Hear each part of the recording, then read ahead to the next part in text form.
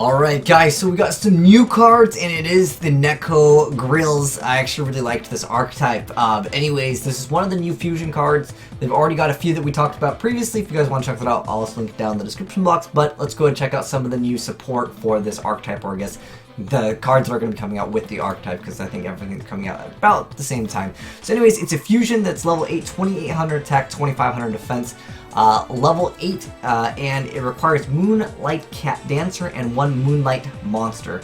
It cannot be special summoned from the extract except by fusion summoning. There's a card, don't worry, that lets you use it anyways. But anyways, the first effect of it is that it cannot be destroyed by your opponent's card effects. The second effect is, once per turn during your main phase, you can activate this effect.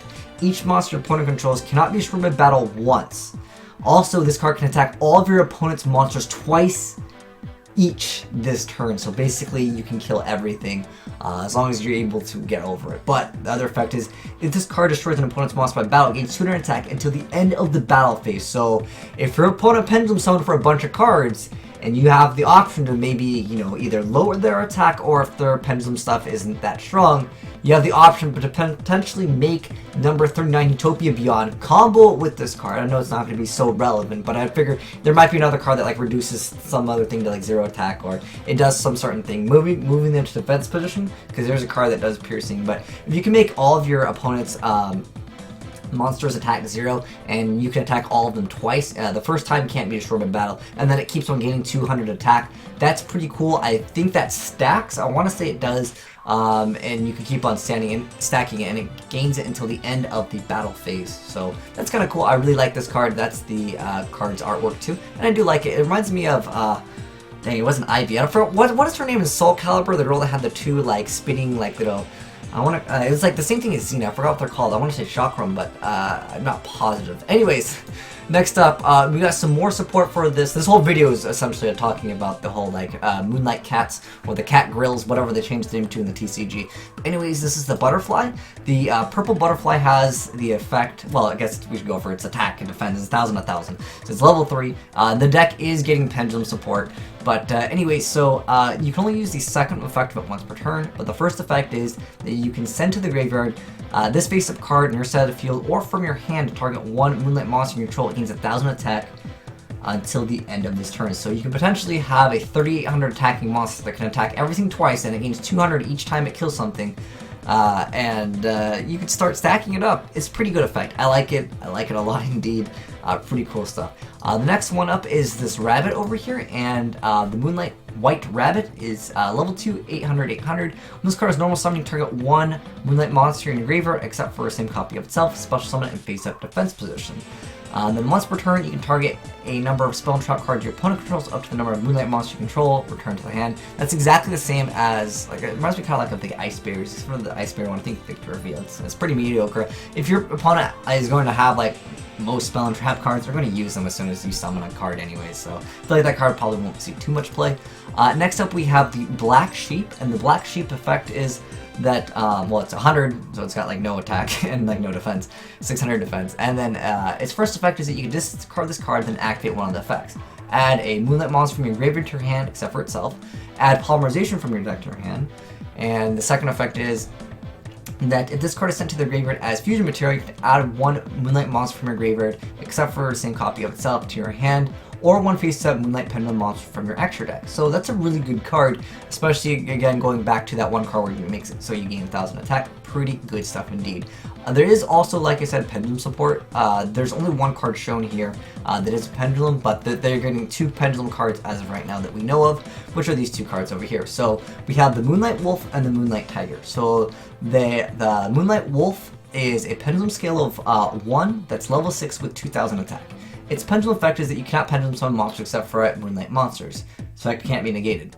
The second effect is that once per turn, you get to fusion summon 1 Moonlight fusion monster from your extra deck by banishing monsters you control or have in your graveyard as fusion materials. So that's kind of cool. I was thinking that like what you can do is you can poly go for them, and if they go to the graveyard, then you can use this effect and then you can go for another one. So it's like double dipping. That's a really cool mechanic right there. And then its monster effect is, if a Moonlight monster you control attacks a defense position monster, you get to inflict piercing damage. So I was going back to the same point where I was mentioning like the Utopia card where it makes everything 0. Maybe you only need to move everything to defense mode or something like that. You can make use of that. And the Moonlight Tiger is a pendulum skill of 5, level 3 with 1200 attack. Its pendulum effect is that once per turn, you can target one Moonlight monster in your graveyard and special summon it. Its effect are negated, it can't attack, and it's destroyed during the end phase, so you're pretty much going to be using it as maybe Exceed material. I hope this deck gets some more support because I really like some of the artwork on it. But its monster effect is that you can only use the monster effect of Moonlight Tiger once per turn. If this card on the field is destroyed by battle or by card effect, you can target one Moonlight monster in your graveyard and special summon that monster. And next up we have a decent trap card over here. So here's what it looks like. Well, it looks, I'm gonna zoom in way too hard over here. It looks really freaking cool. It looks like it's an ultra rare, I want to say, in the OCG. Not that it has any relevance for the TCG. But anyways, let's go and check out the effect of the Moonlight Reincarnation Dance. So Moonlight Reincarnation Dance, it's a normal trap card. It says you can only activate one of them per turn. If a monster you control is destroyed by battle or by card effect, you can add up to 2 Moonlight monsters from your deck to your hand. That is a really, really awesome card. That's any monster, by the way. That can be anything. So I really like this card. I feel like this card has a lot of potential to allow you to run other things in the deck. But I looked at like the effects of the one where it's like you can only pendulum for the Moonlight Cat monsters. Where is that? It's one of the pendulum ones. It's this one. Oh, you cannot pendulum summon monsters. Well, yeah, you can't pendulum except for Moonlight monsters. So we'll have to see if you can actually splash in other things into the deck or not. But I really like that effect. I think that effect is just really good because a monster you control is destroyed by battle by card effect. So, I mean, maybe you can mix them with the Pendulum Wizard. We'll have to wait and see what you can do with this deck, but that's a really good effect. But it is a trap card. It is a little bit slow. But let me know, guys, what do you think of this archetype? Are you guys interested in playing it? Because I'm really, really excited to try this deck out. At first, I was like, oh, sweet, we're getting a fusion deck that can be really fast, because a lot of them were like able to attack multiple times and stuff like that. And I was like, oh, cool, because I'm not really a Pendulum fan myself. I like this archetype, kind of the way it looks pretty freaking sexy. But I really wanted to try to play a deck that wasn't Pendulum, that was still competitive. I don't know if these guys are going to be super competitive. Looking at what they have at their arsenal right now, it doesn't seem nearly as strong as what's already in the game. But obviously, if Perform Pal, Perform Mages get hurt pretty bad from the next ban list, we can maybe look into them, and as long as they get more support down the line, that's really good. We can be on the lookout for them. But anyways, guys, let me know what your thoughts are on these, because I think that there's other cards that you can poly for, and you can bring them out. Keep in mind the other Pendulum card only says that you cannot Pendulum summon anything except for the Moonlight Cat, but you can poly for something else. Maybe with like Fluffles, you can like poly for a bunch of cards, right?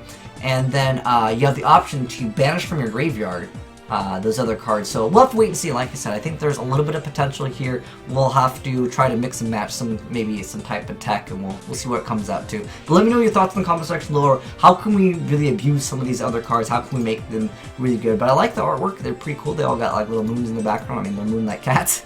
Pretty self-explanatory. But anyways, thanks for watching, guys. It's been your boy Will Smith, signing out.